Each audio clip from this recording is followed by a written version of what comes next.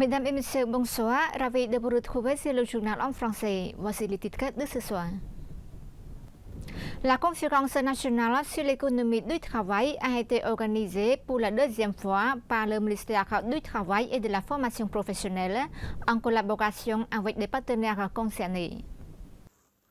Organisée pour la deuxième fois par le ministère du Travail et de la Formation professionnelle en collaboration avec des partenaires concernés, la deuxième conférence nationale sur l'économie du travail 2025 s'est déroulée sous la présidence de son Excellence Akam Sapiecha Onpomanirat, vice-premier ministre, ministre de l'économie et des finances.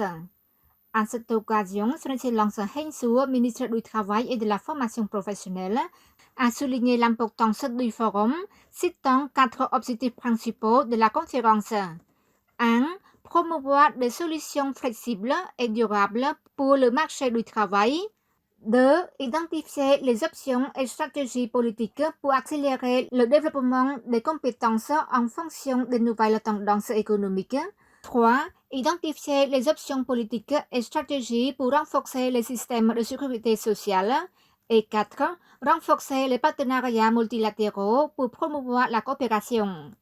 Son Excellence le ministre a également déclaré que le ministère met en œuvre des mesures stratégiques pour moderniser le marché du travail, telles que la réforme de TVET, axée sur les compétences pour la 4e révolution industrielle, y compris les compétences en économie circulaire, telles que la réparation et le manufacturage, la gestion des migrations et la réforme juridique, la sécurité sociale et l'emploi informel par le biais de l'accélérateur mondial pour le travail décent et la protection sociale en vue d'une transition juste, accélérateur mondial 2024-2028, et promeut l'amélioration des véhicules de transport des travailleurs et des inspections techniques, ainsi s'engage à éliminer la violence et le harcèlement sexiste sur le lieu de travail afin d'accroître la productivité et la qualité du travail.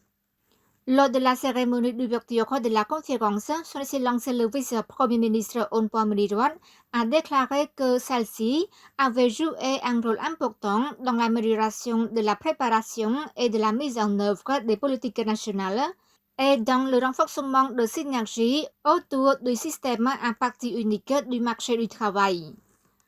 Parallèlement, il a salué les efforts du ministère du Travail et de la Formation professionnelle, ainsi que tous les partenaires qui font des efforts ensemble pour la réalisation des objectifs conformément à la stratégie du Pentagone phase 1, qui place le humain au cœur des priorités.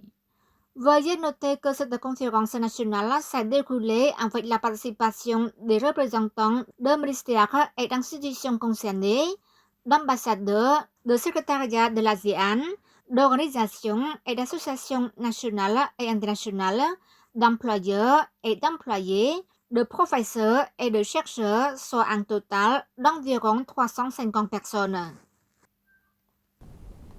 Le gouvernement japonais a octroyé une aide non remboursable pour la sécurité humaine à petite échelle au gouvernement royal du Cambodge à travers le ministère des Affaires sociales des anciens combattants et de la réhabilitation des jeunes. Le gouvernement japonais a décidé d'accorder une aide non remboursable au gouvernement royal du Cambodge pour la construction d'un centre d'hébergement destiné aux femmes victimes de la traite des êtres humains, ainsi que de bâtiments de logement pour le personnel du centre de transit et de réadaptation des victimes de Kandastan. La cérémonie de signature a été présidée par son Excellence Yuino Atsushi, ambassadeur extraordinaire et plénipotentiaire du Japon auprès du Royaume du Cambodge, et son Excellence Tiesometi, ministre des Affaires sociales des anciens combattants et de la réhabilitation des jeunes à l'ambassade du Japon, le matin du 16 décembre 2025.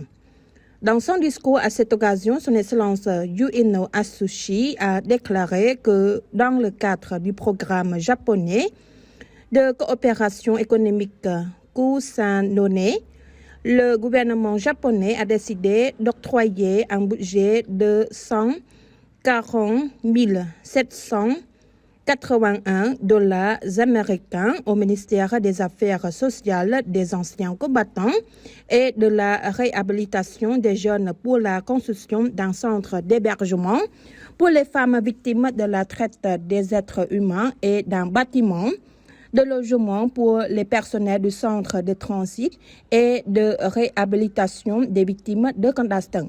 Il a poursuivi.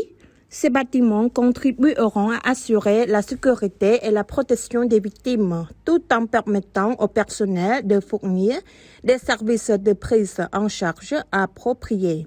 Le projet soutiendra également les autres victimes tant sur le plan physique que psychologique afin de les aider à reprendre dans leur vie quotidienne. Son Excellence l'ambassadeur a également souligné que le Japon continuera à contribuer à la résolution de ces défis par le biais de divers programmes d'aide au développement, y compris le programme Kusanone, dans le but d'améliorer la qualité de vie de la population.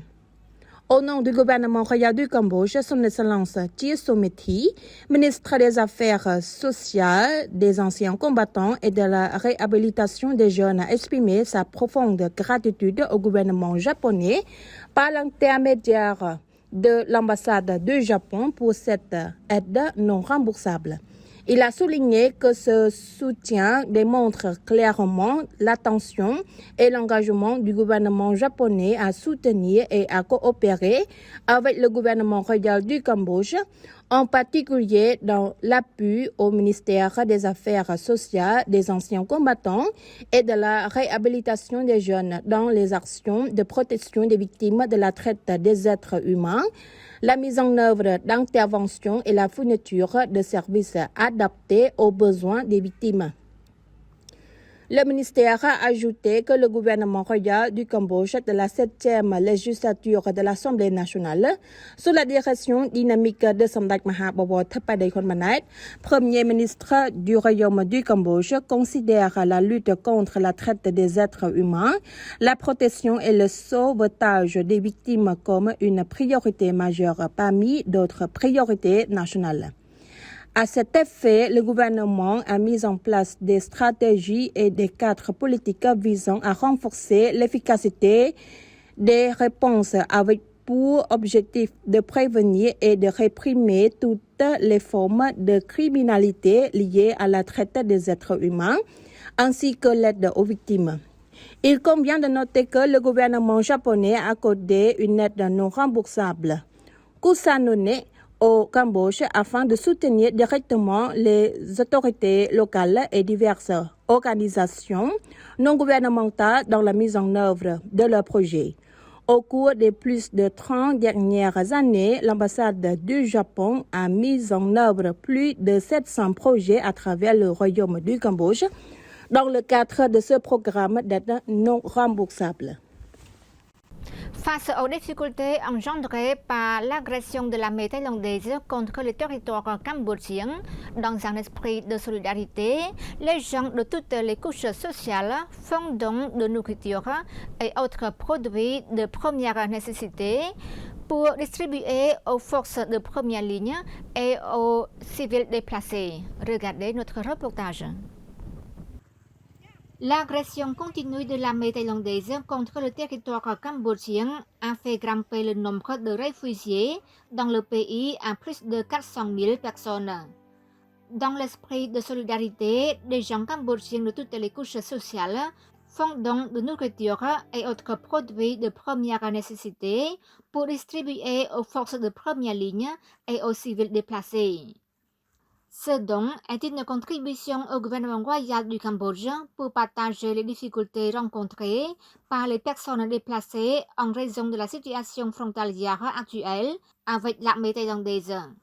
À travers la télévision et les réseaux sociaux, je ressens une profonde compassion pour les réfugiés. Nous vivons en paix depuis 40 ans. Nous ne devrions pas avoir à souffrir encore aux mains de cet envahisseur.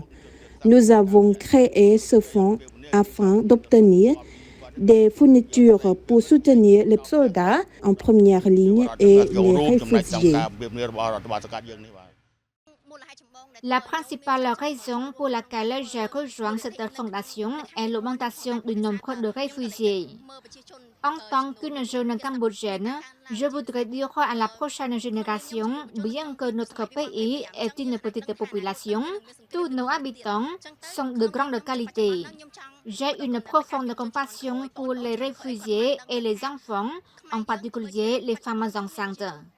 Nous devons nous unir pour aider notre pays, car si nous ne nous entraidons pas, personne ne viendra à notre secours. Nous avons besoin de vêtements, de nourriture, etc. Notre pays est envahi par la Thaïlande. C'est pourquoi, comme d'autres Cambodgiens, je me suis porté volontaire pour aider autant que je le peux au sein de ce fonds.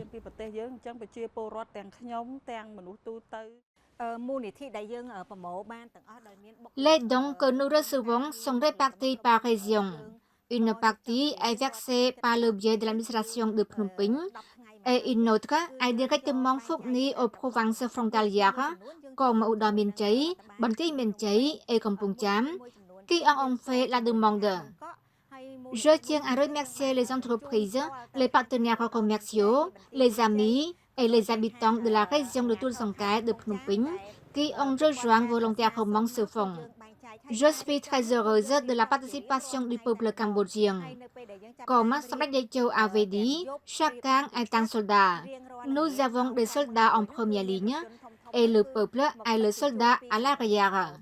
Nous continuerons à apporter notre soutien jusqu'à la fin du conflit. Nous espérons qu'il se terminera bientôt.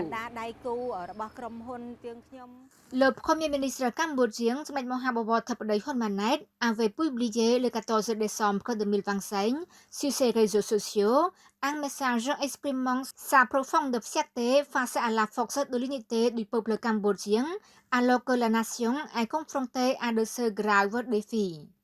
Il a déclaré être fier de constater la puissante force de la solidarité nationale alors que le Cambodge fait face aux difficultés engendrées par l'agression d'un pays voisin.